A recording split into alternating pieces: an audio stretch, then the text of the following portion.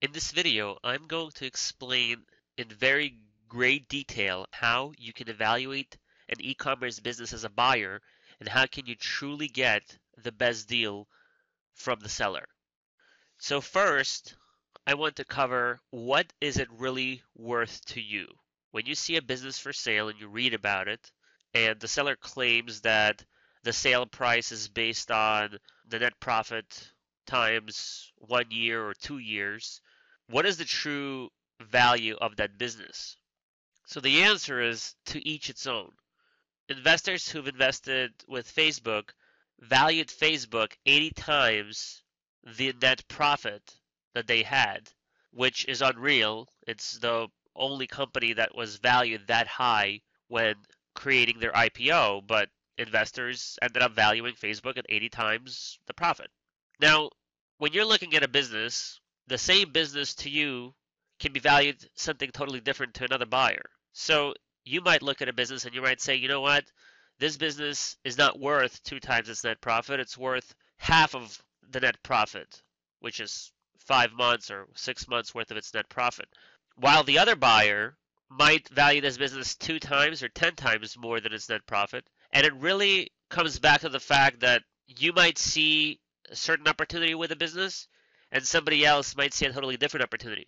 So what I would want to show you here is how can you really evaluate the fair market value of a business, and specifically the business that you're looking at, is it greater or below the market value? And also, how can you evaluate the opportunity for the business so you can buy at below fair market value and then resell it later 2 or more times its market value? So the market value should really be based on you and not what the seller claims it to be. Now, when you're looking at net revenue, the actual owner salary would be net revenue profit, which is gross profit minus cost of goods sold and any other expenses, not including the salary of the owner as the expense, and that could be considered a true net profit. Or if the owner says there's a depreciation, that also is considered net profit because even though the depreciation is considered to be real, you still have money in the bank account that you can use for whatever you need to use. So the question you need to ask yourself is when you're purchasing this business, are you looking to replace your day job and have this business pay you a salary? Or are you looking to invest into this business in order to sell it for more money in the short term?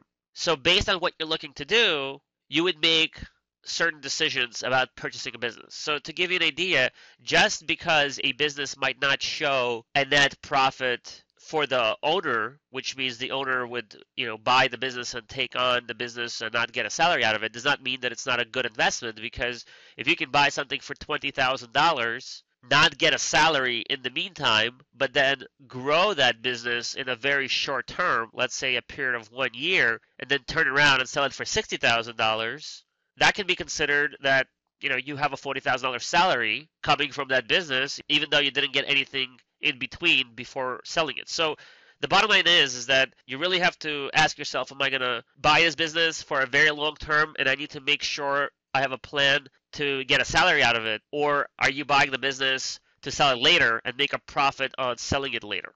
The next question is, when you're looking at the business, do you see a short-term or a long-term growth opportunity? So in other words, how fast can you make the money back that you invested?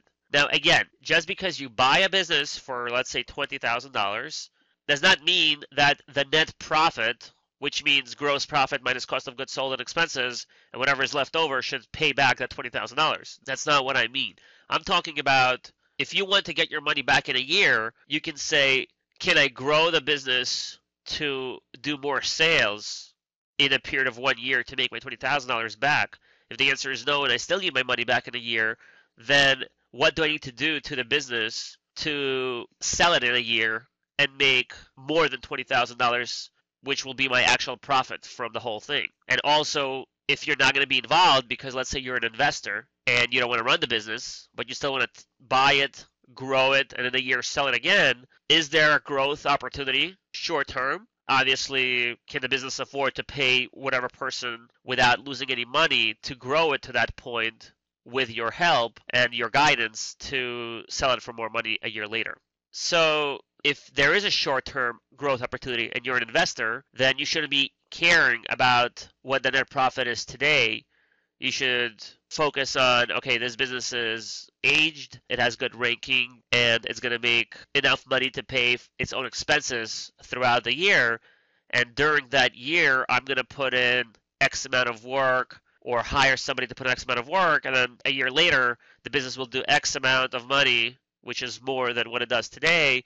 And I'll sell it for $50,000 instead of the same amount that I bought it for, which would be 20. And I'll make $30,000 at the end of the year, which is more than 100% profit, which is great because you won't get that anywhere. The next question is, where is the traffic coming from, and will it continue to come to the website? So if the traffic is organic, will it continue to stay in its positions, specifically in Google? Who did the organic SEO for the owner? Can you get their information if you purchase the business so you can reuse them for more work for that website? If the traffic is paid, will the owner give you the account, specifically the pay-per-click account, so you can continue running those campaigns? So those are the questions you should consider when purchasing the business, specifically where is the traffic coming from now, and will it continue to be there after I buy it? I've seen a lot of things in the marketplace. I've seen massive pay-per-click campaigns being ran and not being reported, which means you're buying a business expecting X amount of revenue because there is some pay-per-click campaigns running which the seller doesn't disclose.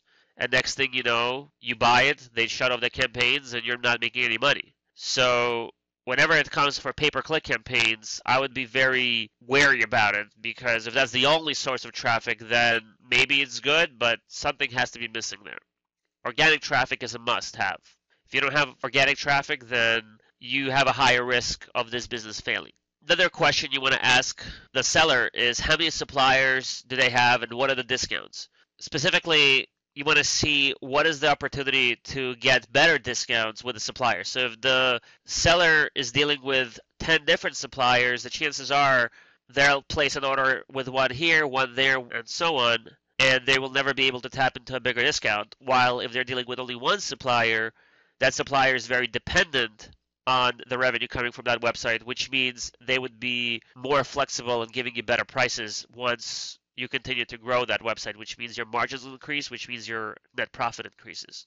You also want to compare the discounts, at least with a few items, that the current owner gets versus the competition that you see in the marketplace to evaluate the risks. So, for example, if they're selling an intake for a vehicle and that intake costs $100 to an end consumer and they buy it for $70, you want to go on places like eBay and Amazon and Google and just see what other people are selling that intake for, because you might buy a business and tomorrow you get a competitor, and next thing you know, that competitor happened to be ranked, pretty well, and now they're selling the same product for a lower price, and that affects your sales. So that's not a deal breaker, but it does affect the risk. So one of the things that sellers claim, hey, my business is worth 2 times the net profit that I did last year. Well, maybe it is worth that much, but if there's a very high risk that somebody can come in tomorrow and compete with you, or if you sign only a year non-compete agreement so that the old seller is going to start competing with a buyer of the business in a year, you can't evaluate the business at 2 times the net profit because you're somewhat safe for a year, but when the second year comes around, you're not very safe. You usually buy a business at whatever the net profit is, whatever the number is, based on can there be competition and what are the risks of the revenue going down, which is another reason why I think people are evaluating Facebook at such a high price, because they know that nobody's going to come in the game anytime soon to compete with Facebook.